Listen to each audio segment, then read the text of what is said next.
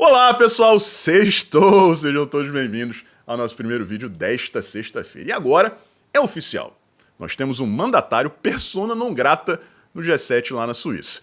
Ele também incinera cobras e macaquinhos inocentes e sim, apoiou a pauta mais polêmica da semana, apesar da esquerda inteira estar chorando pitangas na internet. Não vai sobrar ninguém do lado desse cara e não vai demorar. Vou trazer todos os detalhes para vocês daqui a pouquinho, em especial sobre esse projeto de lei de interrupção de gravidez, né? Porque tem muita desinformação sendo disseminada sobre esse tema na internet. Vamos esclarecer todos esses pontos aqui, tá? Antes disso, outras matérias. A primeira é sobre a proposta do Putin para encerrar a invasão da Ucrânia. Ele fez uma lista de exigências, eu vou mostrar aqui para vocês, e depois a gente vai conversar sobre um outro evento que aconteceu lá na década de 1960, quase causou a Terceira Guerra Mundial e é praticamente idêntico ao que a gente está vendo, pelo menos a parte da negociação. Putin acaba de anunciar o seu plano de paz para a Ucrânia.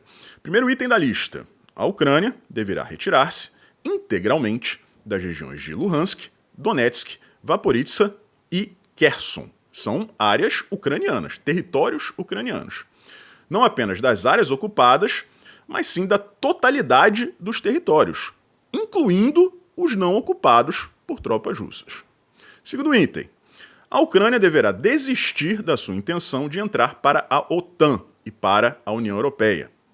Terceiro item: o governo de Zelensky deverá se demitir e uma nova eleição coordenada pela Rússia deverá ser realizada na Ucrânia para a eleição de um novo governo pró-russo.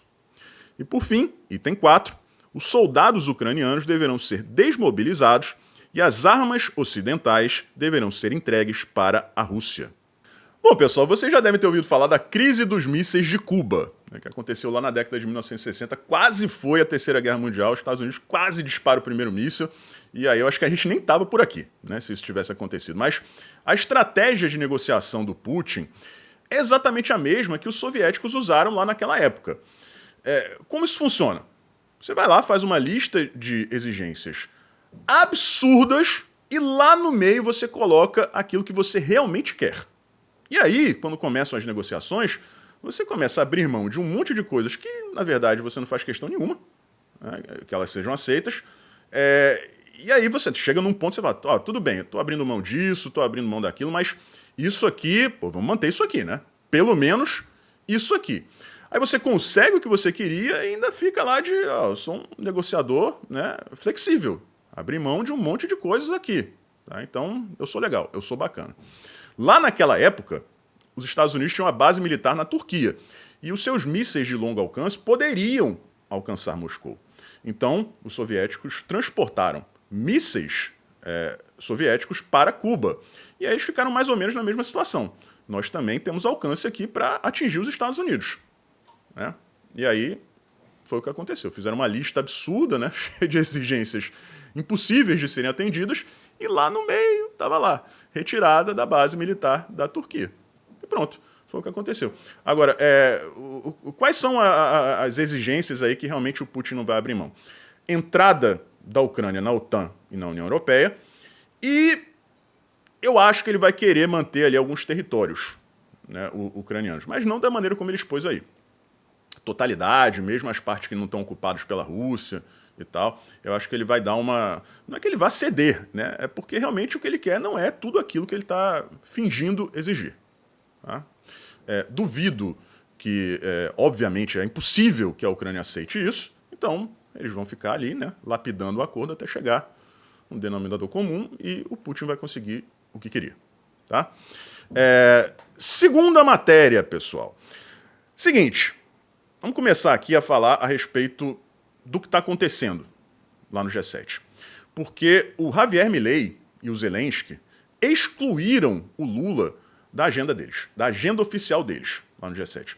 O que é o G7? São os 7 países mais ricos do mundo, né? A Rússia fazia parte desse grupo, era G8, só que aí a Rússia foi excluída por conta da invasão da Ucrânia.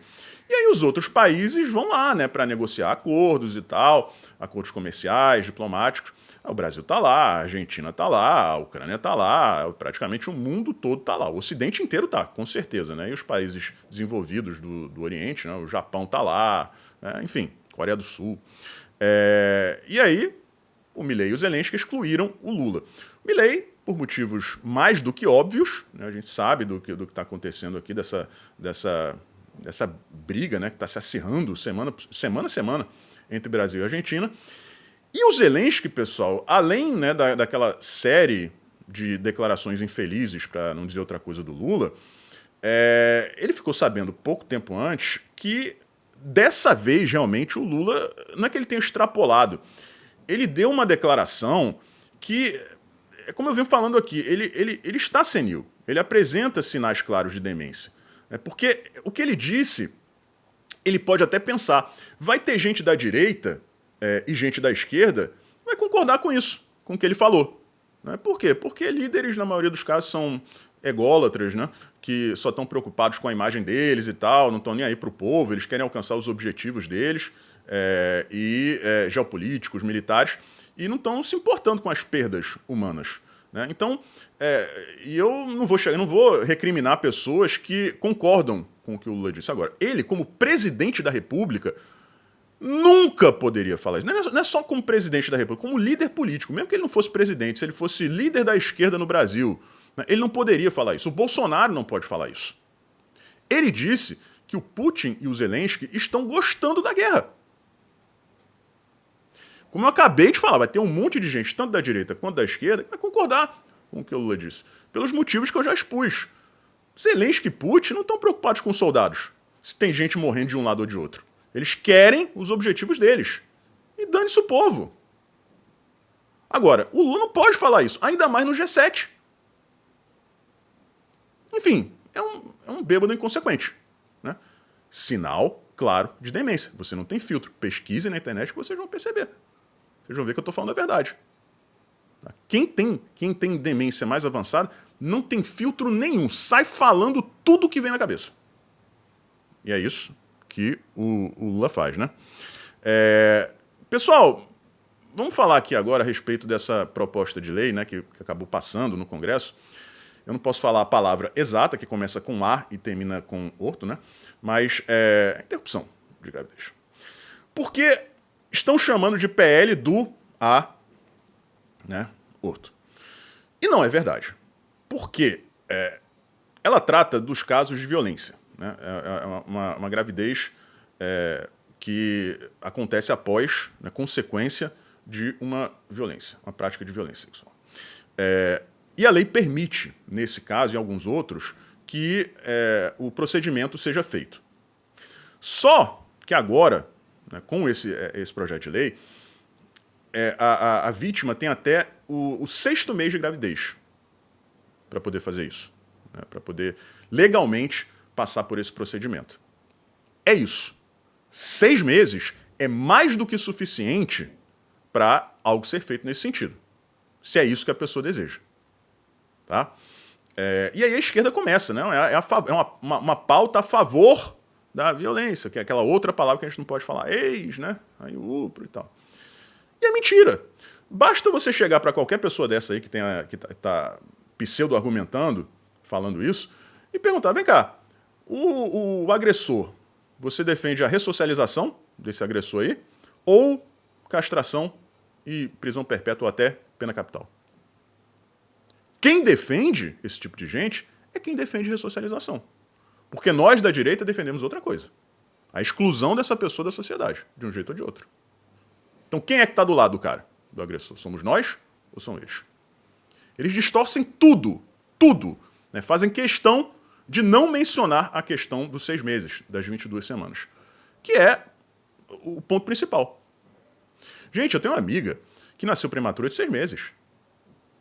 A mulher é mãe de 4 filhos, saudável, não pega uma gripe. 6 meses. Então, quando isso acontece, né, assim, eu até acho que vocês vão concordar comigo antes disso, muito antes disso. Mas vamos colocar 6 meses aqui, né, já que a discussão é essa. A pessoa que comete, né, que passa por esse procedimento com um bebezinho de 6 meses na barriga, não é analogia, não é conjectura, é homicídio. É a mesma coisa de você matar uma pessoa que está aqui do lado de fora da barriga.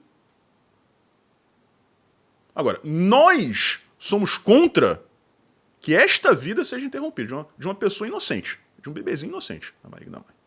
Agora, eles são incapazes de pedirem o mesmo destino, né, de quererem o mesmo destino para o agressor. Pena capital. Eles não querem. Então, é uma discussão que, na prática, é inócua. Inócua. Mas eles jogam religião no meio, eles invertem a lógica do discurso. E, enfim, infelizmente, né, muita gente, principalmente os jovens, mordem essa isca. E aí, olha, é que você entende por que eles gostam tanto, né, da pátria educadora. Porque quanto mais ignorante, quanto pior a educação, mais fácil de cair numa lorota dessas. Tá? Agora, o fato interessante aqui é o seguinte. O Lula, ele não foi contra. Ele orientou o PT a apoiar a urgência do trâmite do projeto. Então a esquerda toda está dando botes anais, como diz minha amiga Paula Marisa, na internet, sendo que o líder dela não fez nada para evitar. Nada. Então eles estão reclamando de quem? Estão reclamando da direita ou reclamando da pessoa que poderia ter tentado impedir que isso passasse? Porque é uma dívida dele. É uma dívida do Lula com o seu eleitorado. Quem foi eleito pela direita sempre teve essa postura, foi eleito com essa premissa. Agora, o Lula não. Por mais que ele negasse isso durante a campanha, para ganhar mais um votinho aqui, outro votinho ali, ele é a favor. E as pessoas que votaram nele também. Então a cobrança não tem que ser na bancada evangélica, na bancada conservadora. Vai fazer a cobrança esquerdista na tua bancada. O PT, pessoal, orientou pelo sigilo da votação. Queria que ninguém soubesse em quem cada parlamentar, em como cada parlamentar votou. Nós não quisemos isso. A direita não quis isso. E aí? Quem é o vilão da história, se é que existe algum? Sobre a pauta, não existem vilões. Só quem votou contra, né, e foi voto vencido. Mas não adiantou nada. Agora, se for para colocar a coisa, levar a coisa para o campo ideológico, o vilão é a bancada da esquerda, que traiu seu eleitorado. Tá? Então que fique bem claro aqui, tá, pessoal? São 2 pontos, aliás, 3 pontos importantes, cruciais para que a gente entenda o que está acontecendo. Primeiro, a esquerda está chorando, só que a esquerda no Congresso não fez nada para impedir. Pelo contrário, o Lula orientou o PT para votar a favor da urgência. E também pelo silêncio, né, pelo sigilo do voto. Tá? Segunda coisa, até o 22º mês. São 6 meses. Ah, mas é só depois de 6 meses que a barriga começa a aparecer. Você não pode se apegar à exceção da exceção da exceção da exceção. Casos em que a situação, né, só é revelada após 6 meses são uma minoria ínfima da amostragem. Tá? Então, não tem isso. Tá? Não tem isso. E terceiro, né, pessoas que tratam isso como se fosse uma coisa religiosa, não deixa de ser, mas se fosse apenas pela religião, não seriam 6 meses. Seria muito antes. Tá? Eles colocaram aqui um parâmetro científico, que é muita gente nasce prematura de 6 meses. É uma vida formada. Não faz diferença se está dentro da barriga ou se está fora. Pronto. É isso. Tá, pessoal? Então, espero que esteja tudo claro aí para vocês. E já que a gente está falando de vida aqui, né, a gente vai encerrar com a notícia de que o Pantanal está pegando fogo. Né? O Lula, que disse que ia proteger o meio ambiente, né, não está fazendo nada. As queimadas nunca foram tão prolíficas. Né? E, de acordo com essa matéria que está aí no canto da tela, cobras e macaquinhos foram identificados incinerados. E eu falo isso, pessoal, não é com um tom sarcástico, não, porque quem me acompanha sabe que eu sou apaixonado por bicho. Eu não consegui olhar para essa foto do macaquinho por um segundo sequer. Tá? Então, eu sou uma pessoa que defende os animais. Defendo. Não da maneira como a esquerda defende, tá? Antes que eu falar bobagem aqui. Eu gosto muito de bicho. Tá? Então, não é com sarcasmo que eu dou essa notícia agora. A esquerda, que votou no candidato que protegeria o meio ambiente, tá aí. Recorde histórico de queimadas. Cerrado, Pantanal, Amazônia, e tá aí. Bichos incinerados, sem que ele dê uma palavra a respeito. Assim como a Janja também não deu um pio a respeito desse projeto da interrupção de gravidez. Um forte abraço e a gente se vê por aí.